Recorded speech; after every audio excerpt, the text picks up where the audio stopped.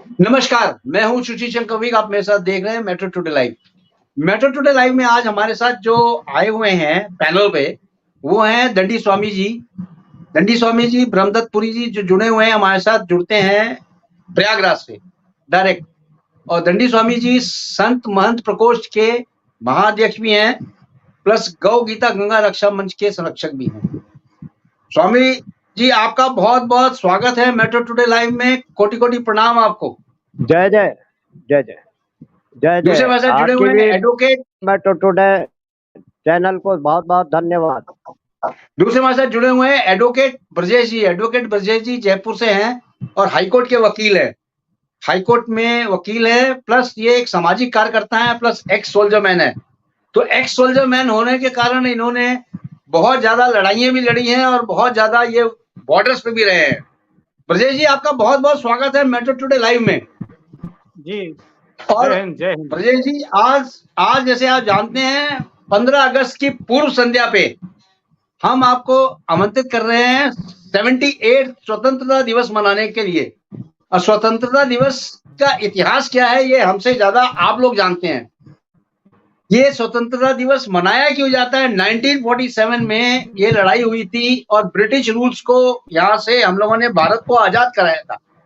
और उस आजाद में कितनी ही जीवन शैलियां खत्म हो गई थी, कितने ही लोगों ने अपना त्याग दिया था, अपना बलिदान दिया था। उन सबको पत्थर की तरह हम लोग याद करते हैं। और वो शासन जो था ब्रिटिश काल का, हम लोगों ने खत्म किया था।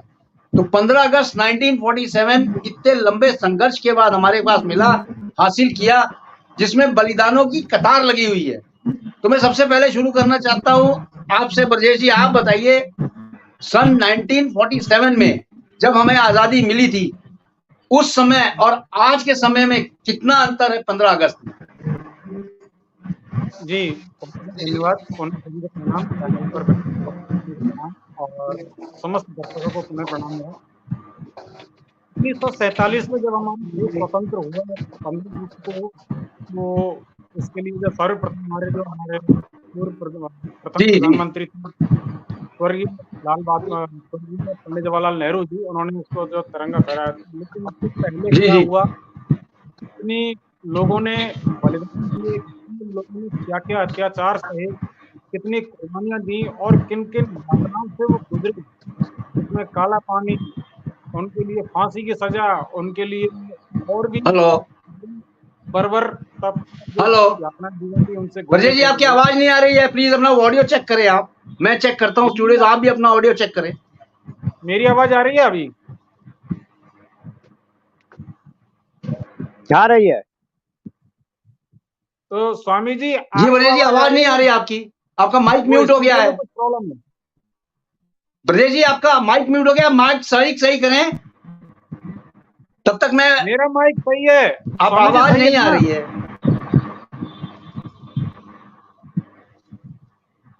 स्वामी जी, मेरी आवाज आ रही है? आ रही है। तो इनको आपकी भी आ रही है आवाज। मतलब इसका अर्थ है हमारा वॉल्यूम सही है, श्रीमान जी का वॉल्यूम सही नहीं है।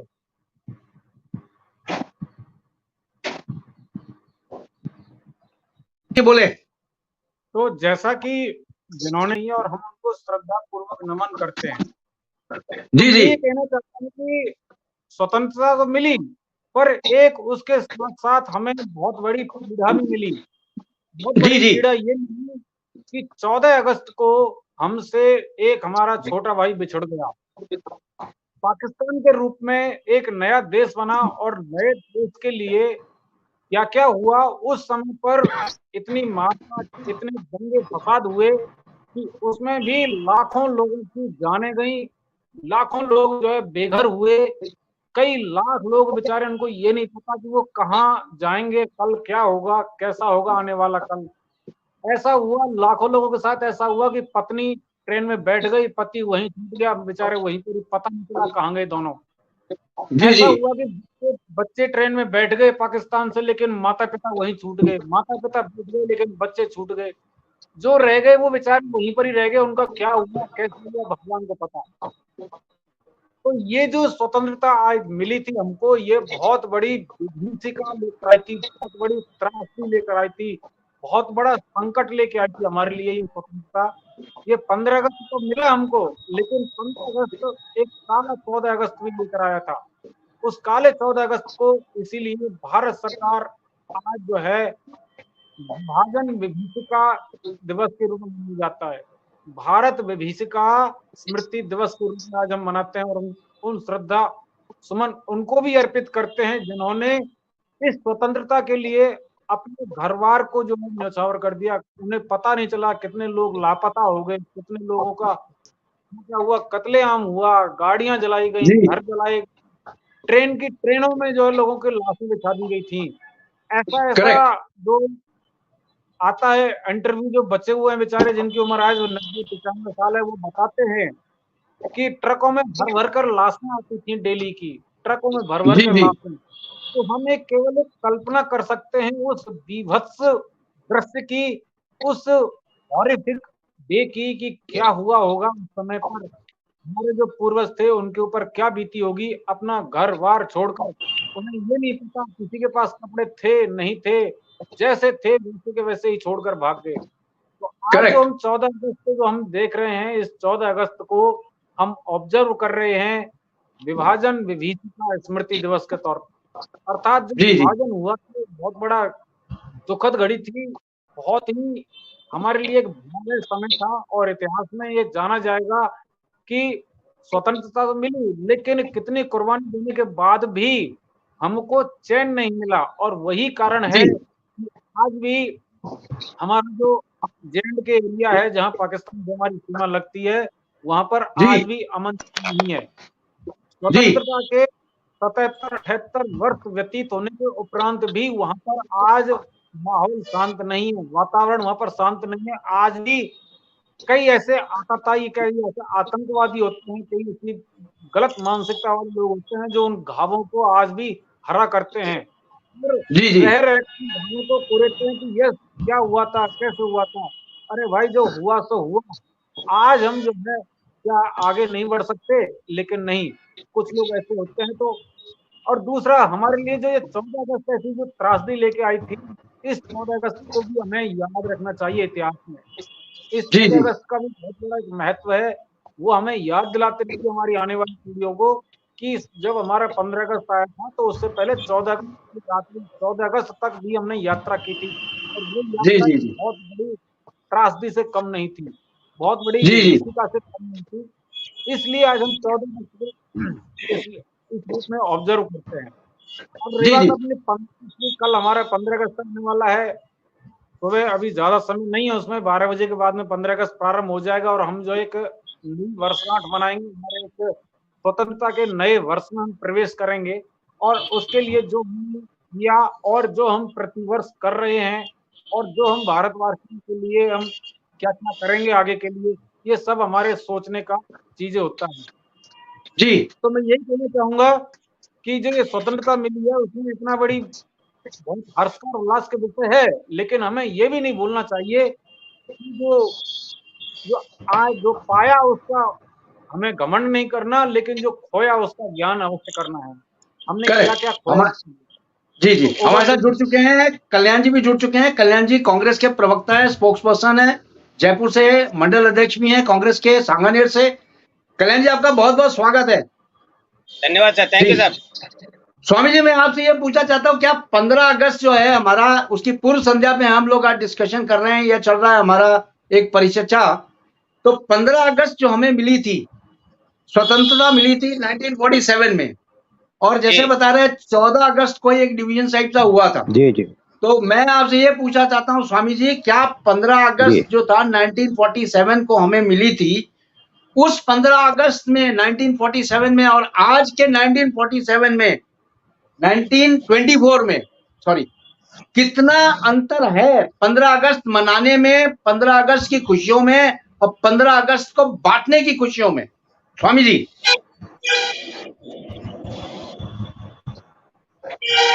जी, सबसे पहले सभी को मेरी ओर से धन्यवाद और शुभ मंगल कामनाएं।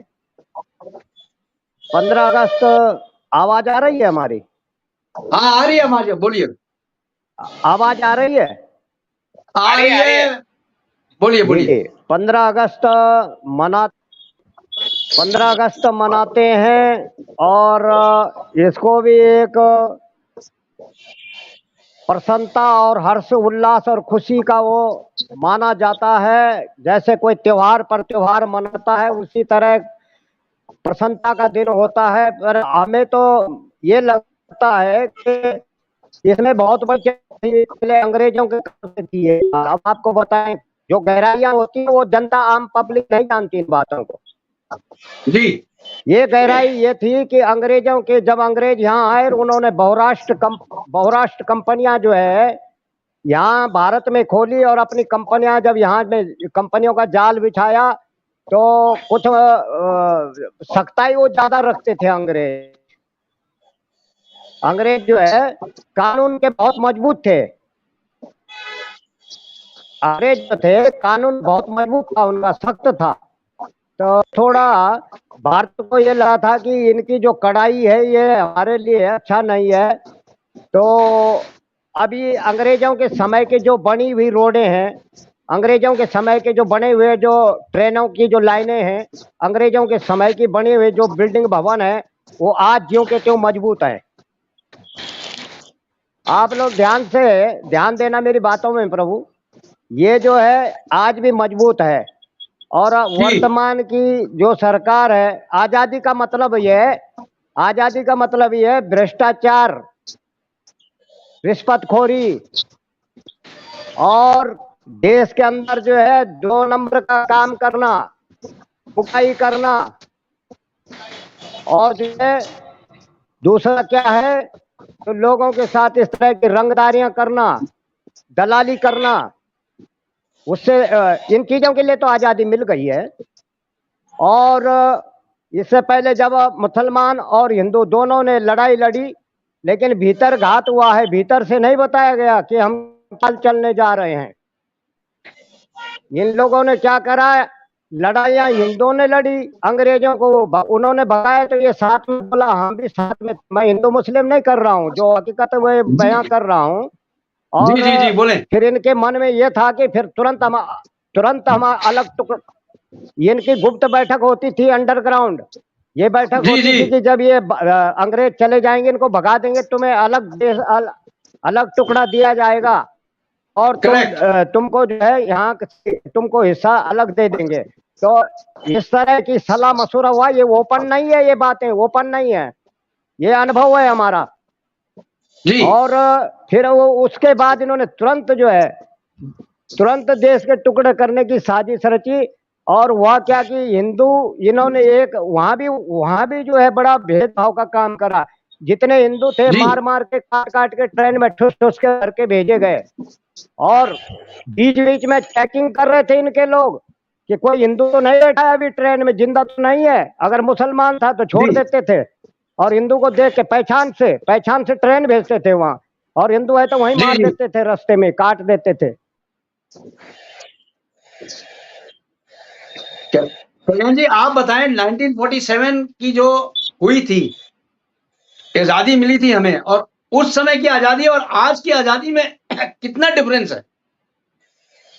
देखिए 1947 में 15 अगस्त 1947 को जो हमको आजादी मिली थी जी, और इसलिए जो है इसीलिए उन्होंने स्वामी जी एक मिनट हाँ बोलिए। 1947 से पहले हमारा देश और हमारे देश के लोग अंग्रेजों के गुलाम थे और अंग्रेज हम लोगों का सारा पैसा और मेहनत दोनों में ले जा रहे थे और उसका उपयोग कर रहे थे। तो 15 अगस्त 1947 को हम लोगों को इससे निजात मिली और वो पूरे 200 साल बाद में मिली।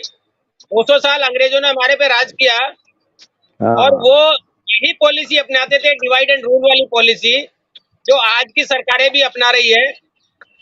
वो पहले भी हिंदू मुस्लिम को लड़ाते थे, आज भी हिंदू मुस्लिम को लड़ाया जा रहा है, एक मजहब से दूसरे मजहब को लड़ाया जा रहा है। यही पॉलिसी उन्होंने अपनाई थी, डिवाइड एंड रूल की। इसीलिए जब आजाद हुआ हमारा भारत तो उस वक्त इन्होंने डिवाइड एंड रूल की पॉलिसी अपना के इसके 2 टुकड़े कर दिए ताकि प्रोग्रेस नहीं हो सके या इंडिया आगे बढ़ नहीं सके। तो इन्होंने एक पाकिस्तान और एक हिंदुस्तान, पाकिस्तान और भारत 2 देश एक ही दिन अंग्रेजों से मुक्ति पाए हैं और दोनों का इंडिपेंडेंट डे है। तो 14 जनवरी को, ये 14 अभी अगस्त को हम लोग 15 अगस्त को मनाते हैं। तो 15 अगस्त मिडनाइट के बाद में हम लोगों को इसके डॉक्यूमेंट हुए और हमारे गवर्नमेंट का नाम हुआ भारत और हम लोग बाग स्वतंत्र हो गए। यहाँ पर जो भी इलेक्शन करवाना है, गवर्नमेंट चलानी है या नियम कानून बनाने हैं, उसके लिए स्वतंत्र हो गए। और जो पॉलिसी पहले चल रही थी डिवाइड एंड रूल वाली पॉलिसी, वही पॉलिसी अब इन लोगों ने अपना ली है, क्योंकि अभी भी लड़वा रहे हैं लोगों को, क्योंकि ये पॉलिसी ऐसी है इसमें बिल्कुल आदमी की सीट सुरक्षित रहती है, जनता लड़ती रहती है, भिड़ती रहती है, कोई लेना देना नहीं है। आज देखिए अभी हमारे प्रधानमंत्री, माननीय प्रधानमंत्री जी ने घोषणा करी है कि कल घर घर तिरंगा फहरेगा।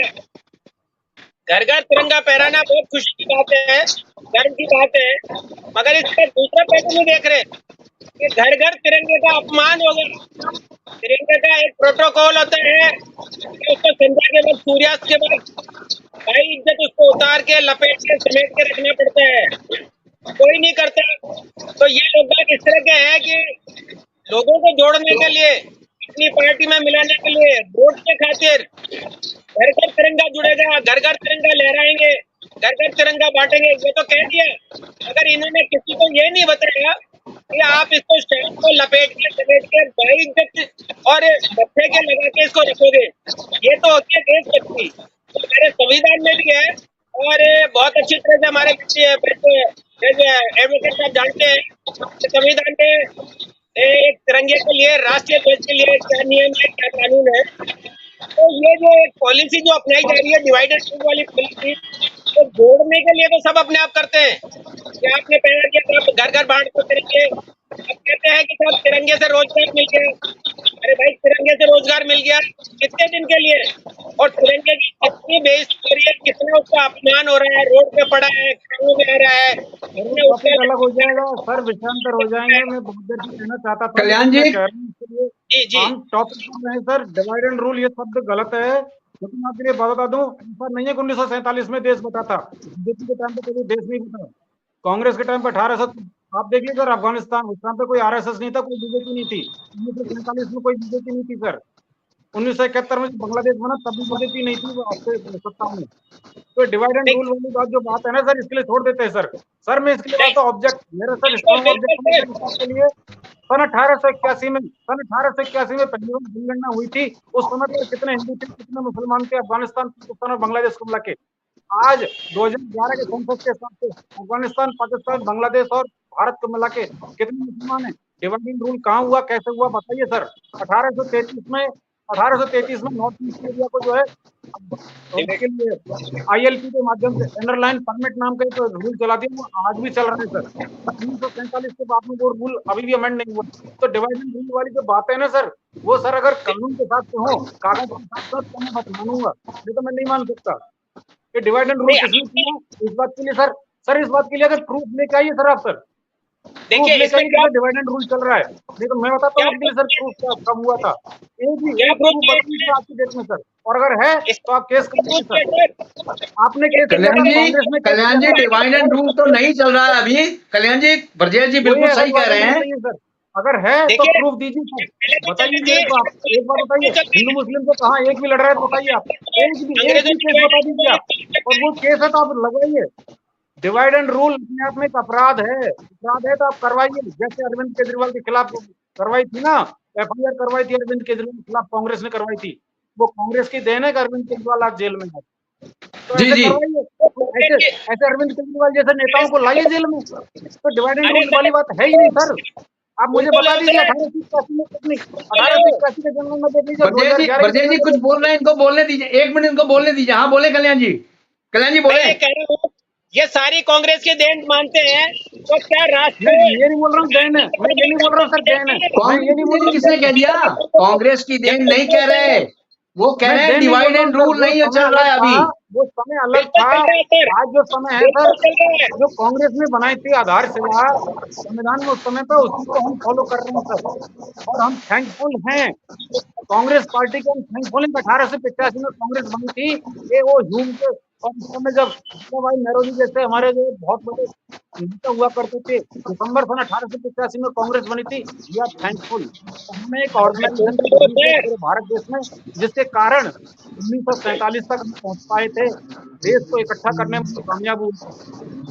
कांग्रेस के अभी थे हमारे सरदार देश का मुद्दा क्या है वल्लभ भाई सर? पटेल जी, इन्होंने देश को अरे सर, एकीकृत किया था। अरे एक मिनट सर, अभी हमारा देश का मुद्दा क्या है, मैं आपसे पूछना चाहता हूँ, क्या देश में घर घर झंडा फहराना मुद्दा है, बेरोजगारी दूर करना मुद्दा है, या रोजगार दिलवाना मुद्दा है, या मुद्दा बेरोजगारी घर के घर लिए की सर, बेरोजगारी सर, वो जो पॉलिसी है ना सर, वो चीज कल्याण डिवाइडेड ये नहीं बोल पॉलिसी रहा हूँ है, सर, विषयांतर हो जाएगा। इसके लिए अगर मुद्दों इकोनॉमिक्स से पढ़ने की कल्याण बात जी, करनी है तो, अगर कल्याण जी, इकोनॉमिक्स पर बात कल्याण जी, करनी है, कल्याण जी, देश की इकोनॉमी पर बात करनी है, तो सर राज्य की सरकारों को पूछिए। संविधान ने दे अरे रखा है सर, सर, राज्य की सरकारों को राइट दे रखा है। राज्य की सरकारें क्या कर रही है इससे सर? वृक्षारोपण करना बहुत आसान चलो होता है। आप लोग क्या, आप पढ़िए ना सर। कल्याण जी, चलो ठीक है सर, कल्याण देश जी में और ब्रजेश बेरोजगारी जी मान एक सकते मिनट हैं, चुप हो लेकिन जाएं, जो एक कांग्रेस के मिनट जो शायद शासित शांति। राज्य है उनमें क्या सब कल्याण रोजगार जी, है क्या? ब्रजेश जी शांति रहे। मैं अब इस समय पूछना चाहता हूँ स्वामी जी से। स्वामी जी आप बोलिए, आपका व्याख्यान कंप्लीट नहीं हुआ था, आप बीच में क्विट कर गए थे। हाँ बोलिए स्वामी जी, कंप्लीट करिए आप, जी जी जी जी। बोलिए बोलिए। असल में क्या है, असल में क्या है कि जो पुरानी जो अंग्रेजों के समय की नीतियां हैं निर्धारित की गई थी, और जी जी अंग्रेजों के बने हुए कानून, अंग्रेजों के बनाए हुए जो प्लानिंग है वो आज भी जारी है। तो इसलिए जब ये अंग्रेजों से इतना चिढ़ते हैं और अंग्रेजों को भगाया था, बहुत बहुत धन्यवाद आपका, जी आपने सहयोग होकर अंग्रेजों को भगाया था। पर उन अंग्रेजों के बनाए हुए कानून जब यहाँ परिवर्तन करने की बात आती है तो चिलबिला जाते हैं, फिर कबड्डी खेलना शुरू स्वामी करते हैं। स्वामी जी आप बताइए, जो आप बता रहे थे अंग्रेज के बनाए हुए जो चीजें हैं आज भी धरोहर बढ़िया है, और ये आज जो सरकारें ठीक, बनाती हैं वो टूट जाती हैं, उसके बारे में बताइए, उस विषय में चलिए आप। जी स्वामी जी। वो विषय, जी जी बिग जी, विषय यह है कि अंग्रेज एक तो सच बोलता था, अंग्रेज एक ईमानदारी से काम करता था, करेक्ट। भ्रष्टाचार नहीं। अंग्रेज कभी भ्रष्टाचार नहीं करता था। कोई भी सरकार है, मैं चैलेंज देता हूं और मेरे से भी बात करें अगर इस विषय पर जानना चाहें, अंग्रेज ने कभी जो है दलाली और कालाबाजारी नहीं करता था। अंग्रेज सख्त था, इसलिए उसकी सख्ती की वजह से अलग आजादी की मांग उठी थी कि हम जो है आपके गुलामी में नहीं रह पाएंगे, आप जैसे आदेश करते हैं जो हमें ड्यूटी के लिए पक्का करते हैं हम नहीं कर पाएंगे। अब ऐसा है, मेज के ऊपर टांग रख के सरकारी कर्मचारी बैठे हैं, मस्तियां मार रहे हैं, मौज उड़ा रहे हैं। स्कूलों में देखो, टीचिंग में टीचर जो है वहां किसी और प्राइवेट को लगा रखा है, उसको 5,000 4,000 10,000 8,000 दे के तनख्वाह, वो घर में घूम रहे हैं। ये थी आजादी। देश के अंदर भ्रष्टाचार हो रहा है, तब सोने की ईंटें निकल रही हैं, इसीलिए आजादी थी। जी जी। हमारे देश के अंदर जो है इस तरह की, हर कोई चाहता है कि सरकार राशन बांटती रहे, हम पढ़ पढ़ के खाएं। वो आजादी है, इन लोगों के लिए आजादी है, ये आजादी नहीं होती। जी जी। आजादी का सही मतलब है कि ईमानदारी से काम करो, मेहनत का काम करो, जितना तुम मेहनत करोगे तुमको मिलेगा। अगर सरकार कोई चीज प्राइवेट सेक्टर में करती है तो फिर चिलबिला जाते हैं कि सब प्राइवेट हो रहा है, सरकार ने तो लुटा दिया, सब ये कर दिया। प्राइवेट में ये रहेगा, जितना आप दाम जमा करोगे उतना आपका पैसा लगेगा, उतनी मेहनत का मिलेगा। और पढ़ पढ़ के सरकारी तनख्वाहें बढ़ती हैं, जीवन भर पेंशनें खाते हैं और काम काज होता नहीं है, इसलिए बड़ा जरूरी भी है। ये अंग्रेजों के समय, मैं अंग्रेजों का पक्ष नहीं कर रहा हूँ, लेकिन अंग्रेजों की जो सच्चाई बता रहा हूँ कि अंग्रेज ईमानदार भी था। लेकिन वह क्या कि जो मुसलमान, कुछ हिंदू, कुछ चंद जो लोग थे, उनसे परेशान इसलिए थे कि उनको ये मनमानी करने को नहीं मिल रहा। 70 साल से जो है, 70 आजादी होने के बाद भी जो है, अभी भी हम जो है गुलामी की जंजीरों में जकड़े हुए हैं। कैसे जकड़े हैं अब बताते हैं आपको। टैक्स पेड युक्त हमारा देश भारत जो है, हर जगह हर प्रकार का टैक्स लग रहा है, गरीबों पर टैक्स लग रहा है। गरीबों पर कम से कम छूट होनी चाहिए। जो बड़े बड़े उद्योगपति पैसे वाले हैं उनका तो हम मानते चलो, उनकी इनकम ज्यादा है तो इनकम टैक्स लगे, तो इस तरह की जो है कई बातें ऐसी है कि जो सरकार जब सत्ता में आती है वो सरकार अपने हिसाब से जो है, ये तो अंग्रेजों से भी खतरनाक सिस्टम है। और आज भी जो है लोग बोलते हैं हम आजाद हो गए, कहाँ हैं हम आजाद? तमाम जो है अंग्रेजों के बनाए हुए कानून अभी तक नहीं बदल पाए, 70 साल बीत गए पर उनको चेंजिंग नहीं कर पाए, उनको डिसमिस नहीं कर पाए। आज हमारा देश जो है उन कानूनों की गुलामी कर रहा है। आज भी हम गुलाम हैं, स्वतंत्र कहीं नहीं है। क्योंकि स्वतंत्रता का मतलब वो है कि जब हमारा देश आजाद हो जाए, सब लोग जो है अपने हिसाब से काम करें, अपने हिसाब से उनको मेहनत मिले। हर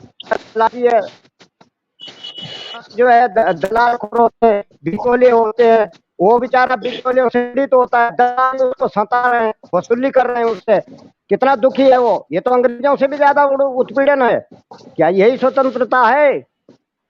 और मैं ये जानना चाहता हूँ आपके चैनल के माध्यम से, तमाम सरकारें जो है ये व्यवस्था को बदले, चेंज करे, और जो है अंग्रेजों के बनाए हुए जो कानून है जो देश के लिए जो है खतरनाक है, विकास के लिए रोड़ा बने हुए हैं।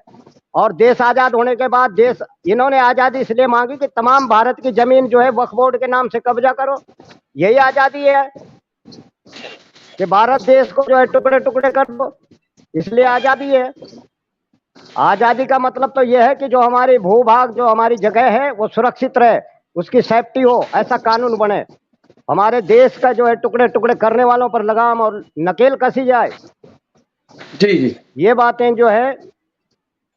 तो अब जो है दूसरी बात ये है कि जो यहाँ पर मिलावटखोरी है तमाम व्यापार वर्ग में, मिलावटखोरी पर अब स्वतंत्र होने का मतलब ये है कि हम जहर बांटे, चाहे विष मिला के बेचते रहे, यही है स्वतंत्रता। कितने जो है नकली जो है चर्बियों के घी बेच रहे हैं, चर्बी का। ये कसाई खाने, गौ कट खानों से जो है चर्बी आती है, सप्लाई होती है अंडरग्राउंड, उनके सब मिले हैं सब आपस में।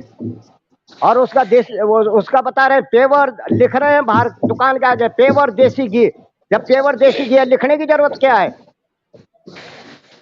यह है आजादी। ये जो चर्बी का घी तमाम बांटा जा रहा है, नकली तेल बनाया जा रहा है, नकली खान पान की वस्तुएं, खाद्य वस्तुएं लोगों को जहर बांटा जा रहा है। तो उनका बहुत बड़ा षड्यंत्र है कि ऐसे नहीं तो ऐसे किसी रूप से मारो इनको। और ऐसे सामान जो है भारत के अंदर वितरित हो रहे खान पान के साथ, मतलब पूरा जिहाद जिसे बोलते हैं, ऐसा जिहाद छेड़ा हुआ है कि मतलब भारत को ये समझो कि इनको एहसास ना हो कि आजाद हो गए, हम आजादी मिल गई, उसका एहसास नहीं हुआ अभी किसी को। स्वामी जी ठीक है, अब आपसे वापस मैं बात करता हूँ। ब्रजेश जी, स्वामी जी का गुस्सा जायज है, इसमें आप कहां तक सहमत हैं? बिल्कुल सही कह रहे हैं सर। हमारे जो हमारे नैतिक मूल्य हैं, जो हमारी मोरल वैल्यूज हैं, उनमें जो जब तक हमारा अंतर नहीं आएगा, जब तक उनमें हमारी जो नैतिक मूल्य हैं उनमें हमारी वृद्धि नहीं होगी, नैतिक मूल्य जब तक हमारी बरकरार इंटैक्ट नहीं रहेंगे तब तक ये समस्या जारी रहेगी, चाहे कितना ही कर लें। तो इसके लिए हमारे जो जिम्मेदार है, मेरे पर्सनल ओपिनियन है, हो सकता है जो विद्वान पैनलिस्ट हैं वो इसमें सहमत हो या ना हो। मेरा मत है कि हमारी जो शिक्षा व्यवस्था है कॉमन व्यवस्था होनी चाहिए, जिसमें नैतिक शिक्षा आवश्यक होनी चाहिए। कॉमन व्यवस्था का मतलब है कि सर कोई यहाँ पे 6 से 18 साल तक के बच्चे क्लास 1 से लेकर पूरे देश में एक ही सिलेबस से पढ़ाई कर रहे।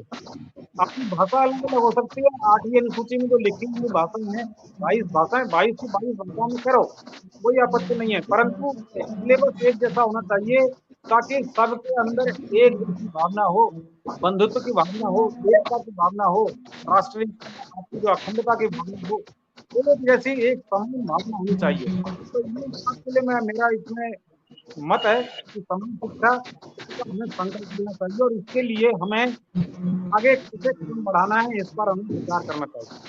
ठीक है कल्याण जी, आप कहां तक सहमत हैं स्वामी जी के विचारों से? क्योंकि स्वामी जी बिल्कुल इस समय टॉप मोस्ट एंग्री हैं और जो स्वामी जी बोल रहे हैं बिल्कुल सत्य बोल रहे हैं कि जो बिल्कुल मैं स्वामी जी की बात से सहमत हूँ। भ्रष्टाचार बढ़ा हुआ है और मेरा कहने का मतलब यही था इसी को डिवाइड एंड रूल वाली पॉलिसी बोलते हैं, क्योंकि डिवाइड एंड रूल वाली पॉलिसी का मतलब ही यही होता है कि आदमी का ध्यान भटकाना, कि हो क्या रहा है, कर क्या रहे हैं। ऐसा दिखाया जा रहा है कि शुद्ध देश की चर्बी वाला की, यही डिवाइड होता है। डिवाइड का मतलब होता है आदमी की मति को भटका देना या उसका ध्यान भटका देना। तो यही मैं आपसे गुजारिश करना चाहता था, मेरे कहने का मतलब ही यही है कि आप घर घर झंडा वाला जो चल रहा है ना, ये भी एक डिवाइड वाला है, तो लोगों का ध्यान भटक जाए, लोग उस तरफ डाइवर्ट हो जाए। और कल्याण जी मेरी बात सुनो। आप घर घर झंडा फहराना क्या यह आपातजनिक आपको लग रहा है क्या? झंडे का अपमान हो रहा है क्या अगर घर घर झंडा फहराया जा रहा है तो? इसलिए ऐसा कौन साधना है जिसकी साधना भंग हो रही है घर तिरंगा से? सर बोलिए ब्रजेश जी बोलिए। एक मिनट। इसके साथ में ये भी बताया जा रहा है कि झंडे को वापस उतारना भी है, ये अपराध है, ये गलत है। आप झंडे का अपमान करवा रहे हो। मैं आपके माध्यम से कहना चाहता हूँ कि गवर्नमेंट या कोई भी पार्टी घर का झंडा पहनाए, अगर उसके साथ उसके रूल रेगुलेशन बताए, उसके नियम भी बताए। संध्या के वक्त उसके बाद आपका राष्ट्रीय झंडा उतरना चाहिए। तो कौन बता रहा है? अच्छा चैनल चला रहा है, कौन नेता कर रहा है?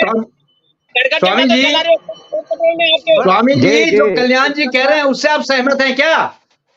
कल्याण जी का कहने का मतलब है कि घर घर झंडा अगर फहरा रहे हैं आप, तो झंडे का अपमान न करें, उसको आप नियम के तहत फैलाएं और फैलाने के बाद उसको शाम को उतारें और उसको तय मार के अपना सुरक्षित रखें। कल्याण जी जो कह रहे हैं बिल्कुल सत्य कह रहे हैं, लेकिन क्या ये पॉसिबल है? अगर घर घर झंडा फहराने के लिए आप लोगों को बोल रहे हैं तो क्या यह पॉसिबल है? 140 करोड़ जनता को कंट्रोल करना और इसके ऊपर देखना, क्या ये पॉसिबल है? हर घर पे देखना कि झंडे फहर रहे हैं कि नहीं और हर घर से झंडे उतरे कि नहीं, क्या पॉसिबल है? जी स्वामी जी बोले। जी उनका एक कल्याण जी का अपनी जगह जो कह रहे हैं वो बात उनकी ठीक है, लेकिन वो परेशान घर घर में झंडा फहराने से चिढ़ रहे हैं। अब आपको बता रहे हैं जब जय फिलिस्तीन, सुनो तो एक मिनट अब जब आप बोल रहे थे मैं नहीं बोला। जय फिलिस्तीन, जय पाकिस्तान जिंदाबाद, आप शांत हरे झंडे आप बोलने दें। एक मिनट रुकिए स्वामी जी बोलिए। जय फिलिस्तीन, आपके बीच में कोई नहीं बोलेगा, बोले स्वामी जी। अफगानिस्तान जिंदाबाद। और जब हरे झंडे फहर रहे हैं, लोगों के घर में चढ़ के जबरदस्ती वो झंडा लगाते हैं, हिंदुओं को मार मार के बोला ये जय पाकिस्तान बोलो, तब आपको पीड़ा नहीं हो रहा है, अनादर नहीं हो रहा है। उनको क्यों नहीं बोला हर वक्त तुम्हारा झंडा फहरा हुआ है, होल्ड करके बोलने दीजिए उनको, आप मत बोलो बीच में। एक मिनट आपको मैं टाइम दूंगा कल्याण जी, आपको टाइम दूंगा। आप प्रश्न सुनिए फिर उत्तर देना। तो जैसे भारत के अंदर तारा वाला झंडा यहाँ फहराया जाता है और तिरंगा का अपमान करते हैं, वो लोग कुचलते हैं, पैर रख रख के दिखाते हैं कि देखो तुम्हारा ये तिरंगा है, तब कहाँ जाते हैं ये सारे सेकुलर। दूसरी बात, जब पोचा बना के, तो आपने एक जगह ठीक है कि उसकी कदर होनी चाहिए, पर तब ये लोग साथ में मिल करके ये अभियान क्यों नहीं उठाते हैं अन्य विपक्ष पार्टी के कि यहाँ अनादर हो रहा है तिरंगा का? तुम लोगों ने जो है यहाँ वर्कशॉप में रखा हुआ है, मोटरसाइकिल पहुंच रहे हो, तब कहाँ गए थे ये पीड़ा जताने वाले? आज जो है खाली जो है डिबेट में बोलना नहीं होता है, समझना होता है, उस बात को अमल करना। आप जाइए और कांग्रेसियों को सबको ये बताना कि कहीं भी अगर कोई भी अगर किसी भी जाति मजहब का आदमी तिरंगे का अगर अपमान करे तो आप आंदोलन में आइए, सड़कों में खड़ा होइए, पर ये बात न कहो कि तिरंगा घर घर फहरा रहे हैं। घर घर फैलाया जाएगा, मुसलमानों के घर में भी फैलाया जाएगा। आप क्या सोच रहे हैं वहां क्या तारे स्टार वाला झंडा फहराया जाएगा, जय फिलिस्तीन बोला जाएगा? ये हमारा भारत है, ये तिरंगे का देश है, तो तिरंगा का अपमान करना तो इसलिए इनको चिड़मिलाट इसलिए हो रही कि अब लोग घर घर में तिरंगा फहरा रहे हैं। पहले भेदभाव होता था, कहीं फहर रहा है कहीं नहीं फहर रहा है, अब सब जगह फहर रहा है, उससे चिड़न है उनको। अब वो ये सोच रहे हैं कि तिरंगा की वजह से ऐसा ना हो, लोग जो है वोट बैंक ज्यादा बढ़ जाए, लोग इनकी तरफदारी करें, इनको भ्रम की वजह से दिग्भ्रमित बातें कभी नहीं करनी चाहिए, पक्षपात युक्त बातें नहीं करनी चाहिए, राजनीति के साथ पक्षपात की बात बिल्कुल नहीं होनी चाहिए। स्वामी जी को खत्म तो करने दो। हाँ स्वामी जी बोले। जो काम अच्छा होता है जब ये देख लेते हैं कि हाँ ये अच्छा काम कर रहे हैं तो तब ये हंगामा करेंगे। भुखमरी फैल गई, लोग परेशान है, बेरोजगारी हो गई, गरीबी। तुमने 60 साल 65 साल जो है गरीबी हटाओ, गरीबी मिटाओ, गरीबी मिटाओ नहीं, गरीबों को मिटाओ। और रईसों को अपनी झोलियां भरते रहे। बड़े देखो विदेशों में पैसा है। आप चलो मैं मानता हूँ आपके यहाँ नहीं होगा, एक बात ठीक है, 2% मैं मान लेता हूँ कि आप कल्याण जी के पास नहीं होगा वो पैसा, लेकिन इन तुम्हारी पार्टी के जो लोग हैं पुराने दिग्गज, उनसे पूछो जरा कितना रुपए है, हिसाब लो उनसे। तो वो सारा पैसा जो है विदेशों में, बजट भारत का जो है लोगों की झोलियों में जाता था, आपस में वितरित होता था। आज वो बजट जो है सीधा व्यक्ति के घर जा रहा है, बैंक में उसके खाते में जा रहा है, और पहले 10 लोगों की थैली में जाता था। तो अंतर नहीं है। कहाँ है गरीबी, कहाँ है भुखमरी, तमाम राशन घर घर बंटा हुआ है। तो इसलिए हमारा कहने का मतलब है जो हो रहा है उसका पक्ष करना चाहिए, सही बोलना चाहिए कि नहीं ये भी अच्छा हो रहा है, देश हित में है। पर ये नहीं बोलना चाहिए बार बार कि वोटों। स्वामी जी आप बोल लिए, अब ठीक है स्वामी जी, अब कल्याण जी जवाब दीजिए। ठीक, देखिए कल्याण जी स्वामी के प्रश्नों का उत्तर दें। पहली बात तो यह है कि मुझे कोई चिढ़ नहीं है, मैं भारतीय हूँ और भारतीय झंडे से प्यार करता हूँ। अगर जब भारतीय झंडे का अपमान होता है वह गुस्सा होता है। आपने प्रचार प्रसार कर दिया घर का झंडा पहने का, बहुत खुशी की बात है, मगर आपने प्रचार के साथ ये नहीं बताया है कि शाम को संध्या के वक्त झंडे को उतारना है। पहला प्रश्न तो ये है। बता दीजिए महाराज, आपके तो देशवासी, आप भी बता दो अपने अड़ोसी पड़ोसी को, झंडा फहराना अच्छी बात है, लेकिन हमको ऐसा नहीं करना। झंडा फहराना अच्छी बात है तो अच्छी बात है सर। आपको वीडियो भेजूंगा। मैं तो साल भर, मेरे यहाँ मंदिर में साल भर तक तिरंगा फहरता है, तिरंगा घूमता रहता है। मैं तो नहीं था, मेरे यहाँ तिरंगा फरफराता है। 52 साल तक नागपुर में झंडा नहीं पहरा राष्ट्रीय ध्वज। जो आदमी 52 साल तक, जो पार्टी 52 साल तक राष्ट्रीय ध्वज नागपुर में नहीं पहनाया, वो आज घर का झंडा पहना रही है क्योंकि वोटों की राजनीति है। कल्याण जी आप झंडे की बात कर रहे हैं, जयपुर में भी जो सेंट्रल पार्क है वहां देखिए 24/7 झंडा फहरता रहता है। तीसरी बात और बता दूं मैं, हाँ बताइए। नियम होते हैं। आप बाघा बॉर्डर पे चले जाइए, मिलिट्री वाले शाम को झंडा उतारते हैं, वहाँ रोज सेरेमनी होती है, रोज सवेरे चढ़ाया जाता है। वो ठीक है साहब, आप बिल्कुल सही कह रहे हैं। बाघा बॉर्डर एक अलग चीज हो गई, और जो घर घर झंडा फहराने। हाँ बोलिए ब्रजेश जी, आप बोले। एक मिनट सर, एक मिनट बताता हूँ। नियम होते मान लिया। कल्याण जी ब्रजेश जी को बोलने दें। पैसों की बात बता रहे हैं, तो आज स्टेट बैंक में जो पहले पैसा था 2014 में, उससे 4 गुना पैसा ज्यादा हो गया लोगों का। आप जो स्टेट बैंक गायब हो गए, इसलिए पहले थोड़ा देख लो है कि कांग्रेस के ऊपर पैसे है नहीं है या बीजेपी के पैसे है। किसी को गलत नहीं बोल रहे हैं, किसी को गलत नहीं बोल रहे हैं, किसी कांग्रेस पार्टी को भी हम गलत नहीं बोल रहे हैं, पर मैं ये बोल रहा हूँ वो मुद्दा अलग हो जाएगा। इकोनॉमिक्स का मुद्दा अलग है, इकोनॉमिक्स कल्याण जी मुद्दे पे आओ, मुद्दे पे बताता हूँ। एक छोटी सी बात बताता हूँ, मुद्दे पर ही आ रहा हूँ सर मैं सर, कि मेरा बच्चा स्कूल जाता है, मैं सर जूते पॉलिश करके देता हूँ सर,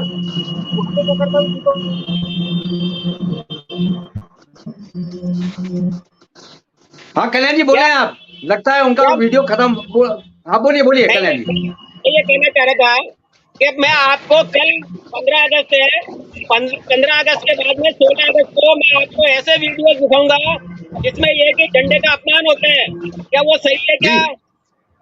क्या वो सही है आपकी नजर में? झंडे का अपमान करना बिल्कुल नहीं, झंडे का अपमान तो करना ही नहीं है, क्योंकि इस झंडे के लिए कितने लोगों ने कुर्बानी दी है। यही मैं कहना चाह रहा था, कितने लोगों की कुर्बानी है उस झंडे पे। आप ये देखिए, वो तो हमारा शस्त्र है, झंडे को कैसे हम अपमानित होने देंगे। तो परसों के दिन आप देख लीजिएगा, आपके पास में मैं वीडियो भेजूंगा। कोई उल्टा लटकाएगा, कोई सीधा लटकाएगा, कोई टेढ़ा पड़ा होगा, कोई रोड पे पड़ा होगा, उसका जिम्मेदार कौन है? ये वोट बटोरने के लिए जो ऐसी चालें करते हैं या इस तरह का काम करते हैं, आप ये है कि आप फंक्शन करिए, आप लोगों को गेट टुगेदर करिए, वहाँ पर ये कि देशभक्ति के गीत चलाइए, देशभक्ति के पाठ पढ़ाइए, कौन मना करता है? और आप ये कि जबरदस्ती वोट बटोरने के लिए, सत्ता हासिल करने के लिए राष्ट्रीय ध्वज का अपमान कर रहे हैं और फिर ये कह रहे हैं कि कोई आदमी बोले भी नहीं, तो ये संभव नहीं है सर। क्योंकि जो देशभक्त है वो देश के लिए बोलेगा, देश के झंडे के लिए बोलेगा। वो बीजेपी या कांग्रेस की क्रिटिसाइज नहीं कर रहा, तो भाई मैं बीजेपी की क्रिटिसाइज कर रहा हूँ। बीजेपी झंडा जो राष्ट्रीय है, राष्ट्र सर्वोपरि है। देश पहले है, बीजेपी कांग्रेस बाद में। अगर देश का अपमान होता है तो हर आदमी को दुख होता है, हर आदमी को होती है। आप मोहम्मदन कॉलोनी में झंडे बांटोगे और आपको मालूम है कि वो लोग कुछ ऐसे लोग आ गए हैं जो इस तरह का उसका अपमान करेंगे, उसका अनादर करेंगे, तो ये अच्छा होगा? तो मैं यही कहना चाह रहा था कि आप कम से कम ये तो तय करो ठीक। कि शाम के वक्त झंडे को उतारा जाए और सम्मान के साथ उतारा जाए, तो लपेट के ठीक है। रखा जाए। उनको इसका मतलब क्या है? ठीक है कल्याण जी, आप 2 मिनट आप बोल रहे जी हैं, जी 2 मिनट स्वामी जी बोल रहे हैं, फिर मैं ऑफ करूँ। हाँ बोलिए बोलिए स्वामी जी। जी कल्याण जी 1% इनका कहना है कि अपमान नहीं करते, वो कहते हैं कि अपमान नहीं करना है, उनका सम्मान करना है। अगर मोहम्मदन बस्ती में अगर झंडा बांटा जाता है तो क्या वो भी अपराध है? अगर वहां बांटा जाता है तो वो जो कोई अपमान करे तो उनको चिन्हित किया जाए, चिन्हित करने के बाद उन पर कार्रवाई होगी। करेक्ट, कोई बिल्कुल सही नहीं, है। अगर ऐसा है, अपराध तो है, पर अगर वो ऐसा जी। करते हैं जैसे आपने कहा कि मोहम्मदन बस्ती में वो झंडा बांट रहे हैं, तो क्या मोहम्मदन यहाँ भारत हाँ। के नहीं है? तो भारतीय झंडा है तो क्या उनको नहीं देंगे? झंडे का अब अपमान करेंगे, करना है तो अपमान करेंगे तो उनका संस्कार है, वो उनका स्वभाव है। अगर वो करते हुए पकड़ा गया तो कार्रवाई होनी चाहिए। मैं सरकार से भी अनुरोध करता बिल्कुल हूँ, सही है। हिंदू हो या मुसलमान, बिल्कुल बिल्कुल। हिंदू हो या जी मुसलमान, जी। झंडे का अपमान नहीं होना चाहिए। हाँ, तूफान हवा से टेढ़ा मेढ़ा झंडा हो जाता है, कोई गिर जाता है तो लोग राजनीतिक दिखाने के लिए वीडियो बना के फिर फैला देते हैं। ऐसा काम न करे, जो वाजिब है वो काम करना चाहिए, सत्य बोलना जी जी जी। जी जी। तो टाइम हमारे इसलिए पास इतना ही था। आप लोग सबका धन्यवाद आने के लिए, थैंक यू वेरी मच। जय जी, हिंद, जी। जय भारत। जी, जी। 15 जय- अगस्त जय भारत। 140 करोड़ जनता को मेट्रो टुडे की तरफ जिंदाबाद। से 15 अगस्त का शुभकामनाएं।